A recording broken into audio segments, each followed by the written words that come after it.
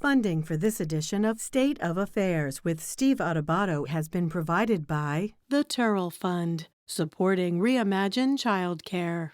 New Jersey Institute of Technology, NJIT, makes industry-ready professionals in all STEM fields.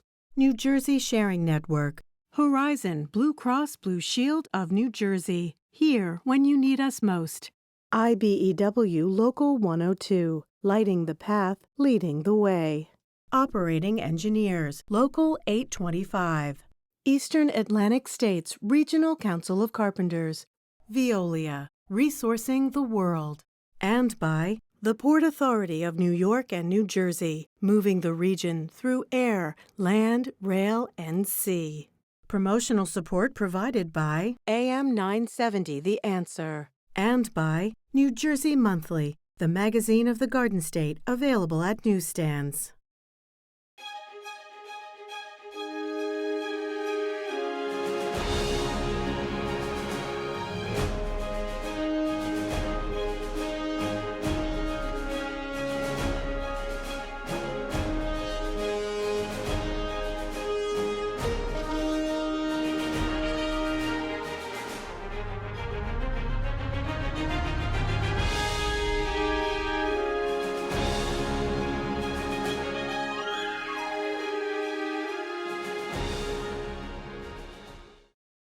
Hi, everyone. Steve Adubato. We're honored once again to be joined by State Senator Jon Bramnick. Jon, good to see you. Good to see you, Steve. Thanks for having me on. You got it. Senator, let's kick this off in a certain way because we're taping on the 21st of March. If, and again, this will be seen after, if the former President Donald Trump, the titular head of the Republican Party in this country, is in fact indicted in New York by the DA, what would it mean, not just for the Republican Party, but more importantly for the country? Well, I have two opinions. The first opinion is anytime Donald Trump is in the news, it's bad for Republicans in New Jersey. To me, he's a terrible image for Republicans in New Jersey. The things he did on January 6th, the way he talks to people, his hateful rhetoric. So I think it's bad that he's in the news. With respect to the New York indictment, assuming it occurs, the bottom line there is it's probably good for Donald Trump, and it's probably not the best way to start an offense by prosecutors against the former president, because it's a New York grand jury. It's basically a Manhattan prosecutor, and I think that helps him with his base, and it's probably something he'll use to raise money. But it's none of it's good for the country. You know, Senator, you talk about the base. With all due respect, the base say it's 35% of the Republican Party that is loyal to Donald Trump. As he said back in, I think, 2016, if he were to go out and shoot someone on Fifth Avenue, they'd still be with him. I don't know if that's true. That's not really the point. But the question is, you don't feel part of that base, do you? You've never felt part of that base. And it seems to those of us who observe politics in this state and nation, you're less a part of that base than ever as a moderate, reasonable Republican. Well, when I speak to people about this, other than what I think are the extremists, they'll whisper to me, hey, thanks for saying those things. But they're afraid to do it too loudly because of these, in my judgment, extremist voices in the Republican Party. I still think that most of the Republicans are not extremists. And most of them don't really respect the way Donald Trump handles himself. But they're afraid to say so. When I did that, the Trumpers ran against me in an election just so I would lose. They knew they couldn't win, but they wanted to pull Republican votes from me. So I understand why Republicans are afraid. I'm not afraid. To me, he's an embarrassment to the Republican Party. He's dangerous in terms of what I saw on January 6th. And he's a problem for New Jersey Republicans. I'm not afraid to speak out. I've been in this business for a while. I respect people like Ronald Reagan, George Bush, people who showed civility, respect, but were conservative and, to me, policy-oriented, not about themselves. As we enter into the spring of 2023 and bring it back home to New Jersey, the biggest beef or the biggest concern you have about the Murphy administration, Governor Murphy's administration, on public policy is Well, he's an extremist also. I like Bill Murphy, but when you see what he does in terms of his policies, in my judgment, it's way too far to the left. And what happens is the only reason I think somebody like Murphy gets reelected, though, as I said, I like him personally, is because they don't trust the Republicans. The Republican brand has, in my judgment, been injured and hurt by people like Trump. So what happens is in this last election, we lost because they don't trust Republicans, not that they love Democrats. So we've seen him sign legislation that allowed a police officer, okay, that actually put a police officer in a criminal situation if he told parents of a 10-year-old that the 10-year-old was drinking beer or smoking marijuana. That's extreme. So we've seen it over and over again from the Murphy administration, but we can't win because the moderate independent voters don't trust the Republican brand. And I'm going to fight like hell. I'm going to fight to make sure that brand is a brand of civility, respect, and moderation. Senator, I appreciate you bringing up that particular example. However, isn't it fair to say that Governor Murphy has tried to strike a balance between being progressive, but also being sensitive to the business community, to be supportive of affordable, accessible, quality childcare? We'll have a graphic up that talks about our Reimagine Childcare initiative. I mean, isn't the governor in many ways reflecting the will of most New Jerseyans who are moderate and want a government that's active but doesn't overreach, but also is concerned about small business? Hasn't the governor in many ways struck that balance? Not really. I think people in his own party, if you listen to Democrats in the Senate and the Assembly, they believe he's too far to the left. We had a meeting recently with Judiciary, and if you listen to the members, they believe— You mean the Judiciary Committee in the Senate? I'm sorry, Judiciary Committee. And they're not happy with a lot of the policies that actually favor the extreme wing of the Democratic Party. You know that as well, Steve. So bottom line here is, yes, I saw him now end the sunset, or should I say, not renew the CBT tax, the corporate business tax that many on the left are peeved at the governor for doing away with, but many in the business community say, all right, the governor hears us. That's what I mean by some arguing that there's a balance, you say. Well, I think he's starting to move a little bit. He may run for national office. He's showing a little moderation now. But historically, I don't think if you polled the people in New Jersey that you would find that he's a moderate. You know, as I said, he wins, and he wins because of the Republican brand and not because most New Jerseyans think he is the voice of New Jersey. But he's a nice man, and I have to give him credit for this. He doesn't pick fights, and he's able to be balanced when someone criticizes him. So in a certain sense, he's been successful, and a lot of it has to do with he's got a really good personality. I remember he studied acting at Harvard, and you know, he's pretty good at it. And as I said, I'm not criticizing him individually, but I've seen many of his policies far to the left. Before I let you go, two things. Number one, the senator mentions the governor's background in drama. The senator fails to mention that he has been selected. I'm not sure who the committee was. He is the funniest, as the funniest lawyer state senator in the nation. I'm not sure the bar is particularly high. I didn't study it. He actually, I believe he majored at Harvard in drama. Senator, how high could that bar be to be the funniest legislator, senator, and lawyer in the country? Seriously, how high could that bar be? It's a little higher than the funniest accountant in New Jersey, but I agree with you. The competition's very light. Got it. Senator, real quick, 30 seconds on our initiative of Reimagine Childcare. The reason quality, affordable childcare is so important, party aside, politics aside, is? Well, because we want everyone to have an opportunity to work. Childcare is absolutely essential for people who want to work. So, yeah, that's something we all need to work together on a bipartisan basis. Absolutely, Steve.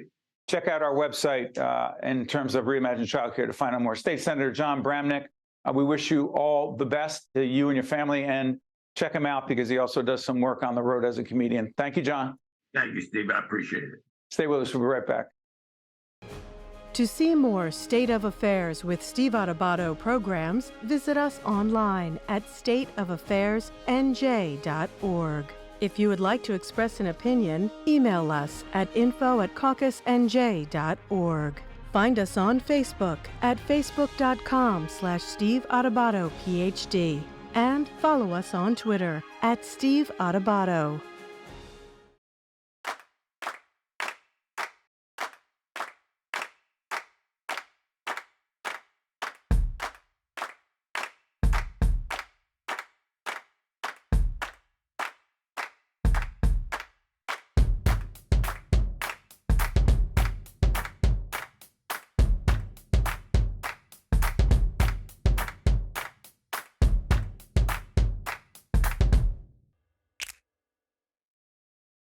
We're now joined by Dr. Christina Tan, New Jersey State Epidemiologist. Good to see you, Dr. Tan. Good to see you too. Thank you.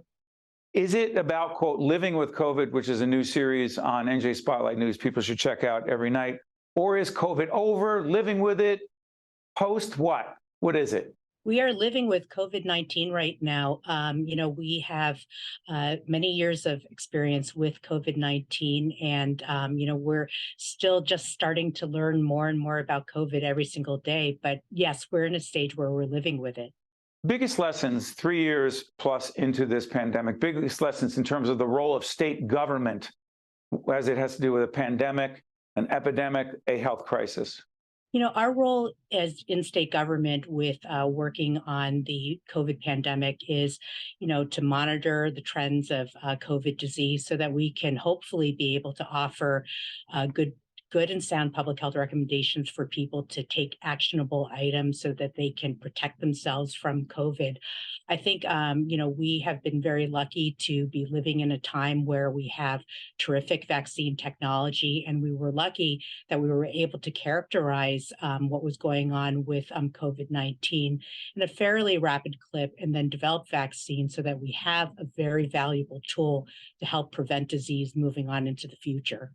Dr. Tan, how challenging is it for a public health professional in government to get out accurate, useful, relevant information when there's so much, quote, misinformation, disinformation on the internet, social media platforms that often confuses people? It's very challenging to get information out there because, as we know about how science works, is that science evolves based on new information and new data on a day-to-day basis, and sometimes much faster than that. And it's important for us at the governmental level, whether it's at the local, the state, or the federal level, to make sure that we try to get the information out as quickly as we can, accurately, and also be willing to accept that things are evolving. And sometimes we may not get things completely correct at the time, but we try to work at our hardest, with the best knowledge that we have at any given time. Do you believe that the FDA, the Food and Drug Administration, is anywhere close to coming up with, or whomever in government or in the world of science innovation, coming up with a single COVID vaccine? Well, we do know that FDA, working along with their scientific experts, are working their best to try to understand more about the science about COVID-19, the epidemiology, to be able to inform them to move toward understanding what are going to be the best strains moving forward, to include in the vaccine, number one. Number two, to try to determine when is the best time to give the vaccine. Is it going to be in the fall? Is it going to be some other timing?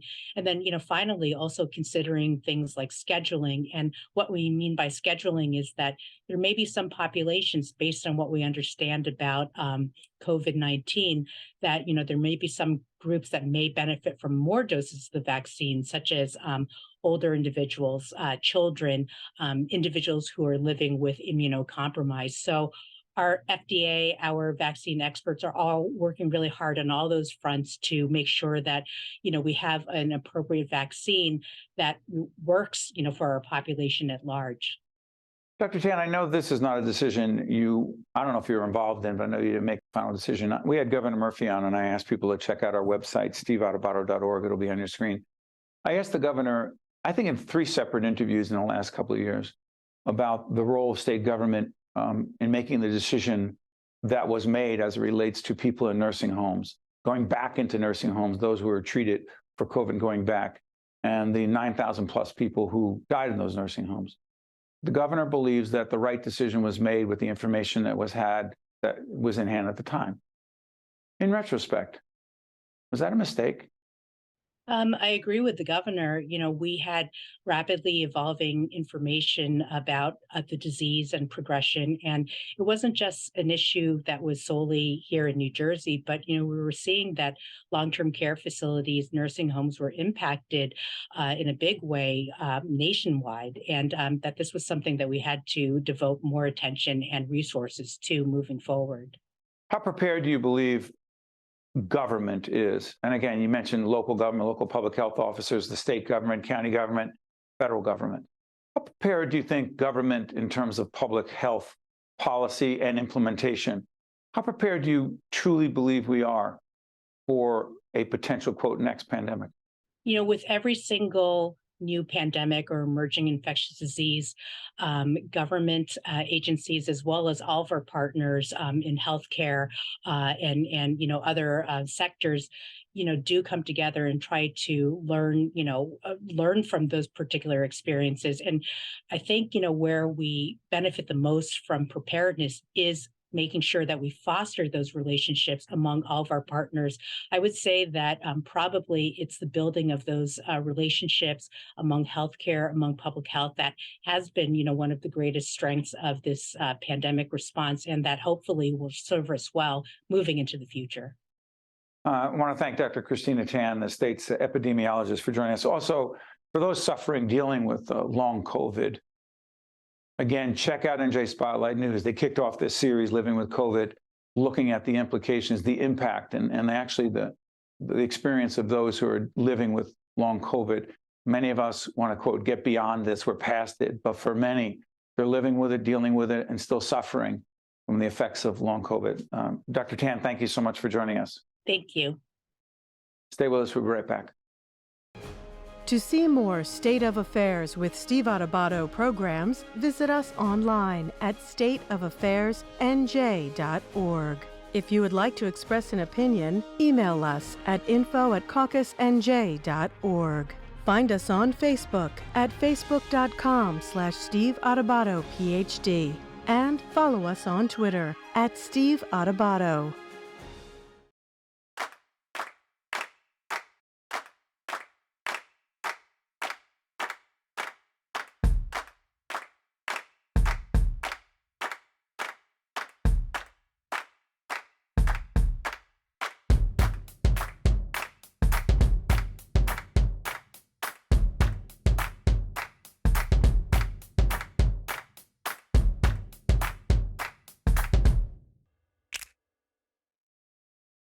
I am alive today thanks to my kidney donor. I am traveling and more active than ever before. I'm alive today thanks to my heart donor. I'm full of energy and back singing in my church choir. I'm alive today thanks to my lung donor. I'm breathing easy and I'm enjoying life's precious moments. There are about 4,000 people in New Jersey waiting for a life-saving transplant. Donation needs diversity. For more information or to become an organ and tissue donor, visit njsharingnetwork.org. Hi, folks. We are honored to be joined by United States Congresswoman Mikie Sherrill. Congresswoman, good to see you. Nice seeing you. Thanks for having me. As always. Let me ask you this. Your colleague from California, Katie Porter, Congresswoman Katie Porter, has written a book, and I know you know the book. It's called, I Swear, Politics is Messier Than My Minivan. How messy is politics these days, 2023 in D.C. and Congress?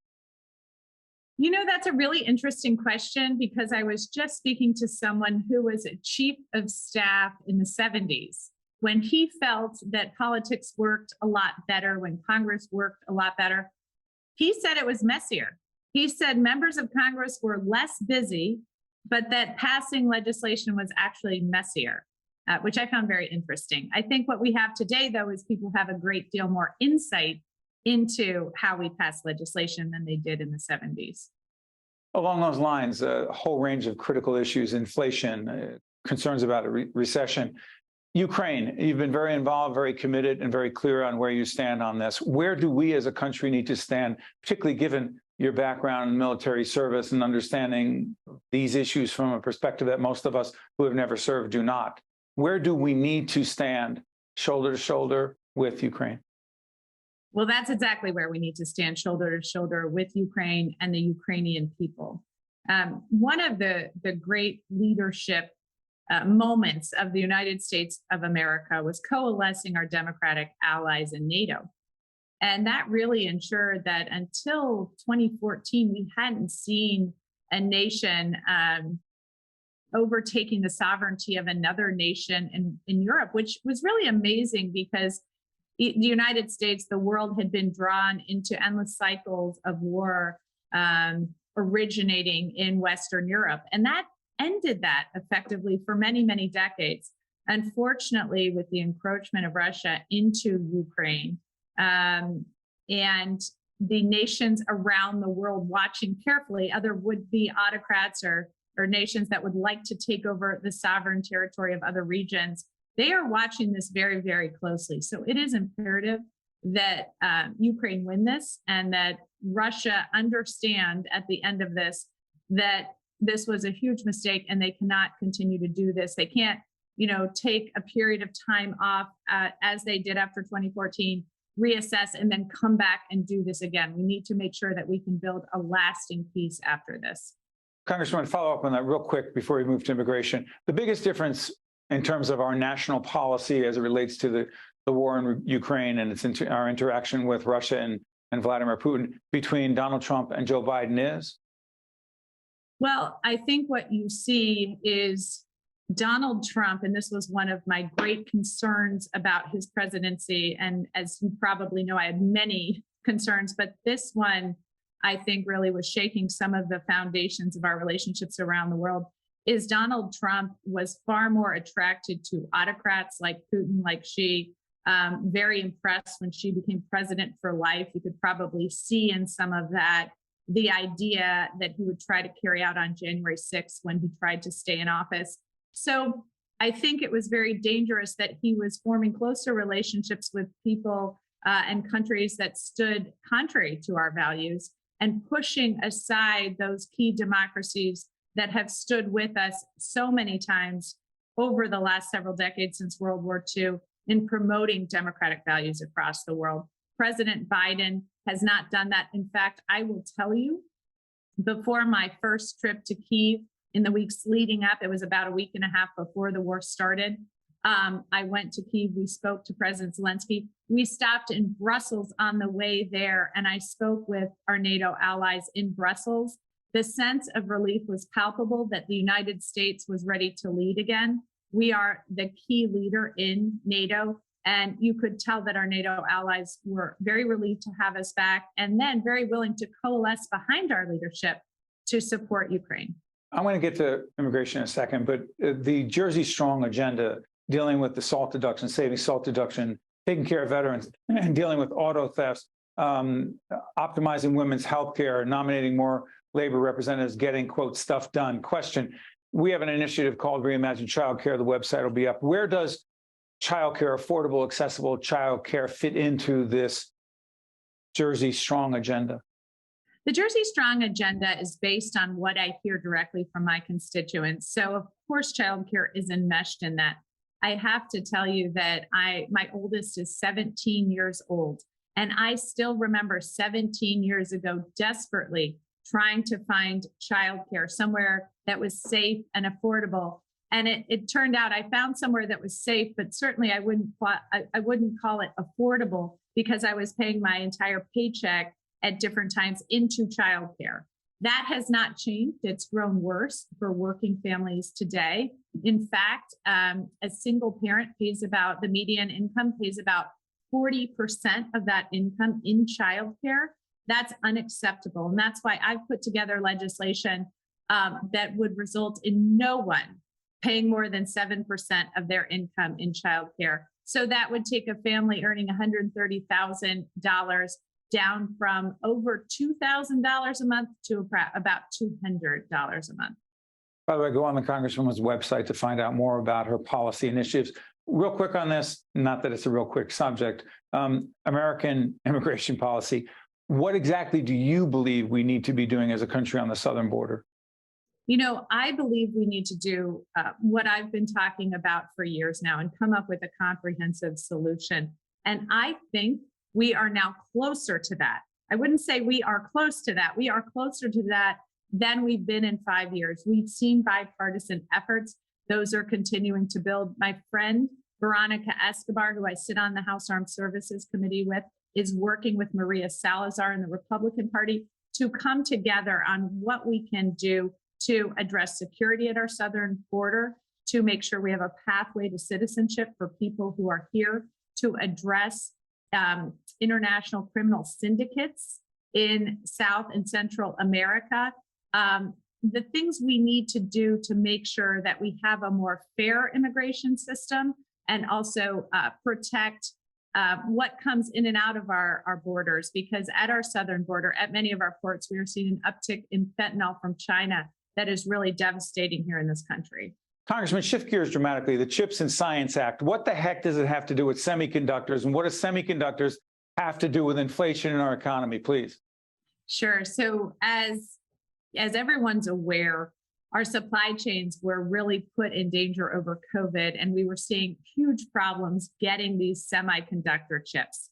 And so that's why you see the pictures of Ford F-150s on the tarmac in Michigan. We simply couldn't have those chips, which run so many things across our economy. What the CHIPS and Science Act is doing is reshoring American manufacturing, especially in those very high-end chips. So while semiconductor chips come from all over the world, the very high-end semiconductor chips are very tightly controlled. There are very few people that have the know-how how to make those. And so we are making sure that not only do we produce them here, but we also are making sure that we can control that technology, because we have learned we just can't trust China in some of these national security spaces to be good partners. We've seen too much technology transfer, forced technology transfer, too much espionage, IP theft. So that's why we are fencing off certain national security areas where we will only produce those with trusted partners. And much of that we are now reshoring home to produce those here in this country. You've been listening to United States Congresswoman Mikie Sherrill, happens to be the member of Congress who represents the community I live in. And we appreciate you joining us, Congresswoman, and we'll continue the conversation with you in the future. And while we're not a political program that does political prognostication or horse racing or what's coming up in a future election, just want to disclose that there are a fair number of people who talk about the Congresswoman as a potential candidate for governor in the great state of New Jersey in 2025. Doesn't feel that far off. Congressman, thank you so much for joining us. We appreciate it. Thanks so much for having me. I'm Steve Adubato. That's the Congresswoman. See you next time. State of Affairs with Steve Adubato is a production of the Caucus Educational Corporation. Funding has been provided by the Turrell Fund, supporting Reimagine Childcare, New Jersey Institute of Technology, New Jersey Sharing Network, Horizon Blue Cross Blue Shield of New Jersey, IBEW Local 102, Operating Engineers Local 825, Eastern Atlantic States Regional Council of Carpenters, Veolia, the Port Authority of New York and New Jersey, and by these public-spirited organizations, individuals, and associations committed to informing New Jersey citizens about the important issues facing the Garden State, and by Employers Association of New Jersey. Promotional support provided by AM 970 The Answer, and by New Jersey Monthly. To watch more State of Affairs with Steve Adubato, find us online and follow us on social media.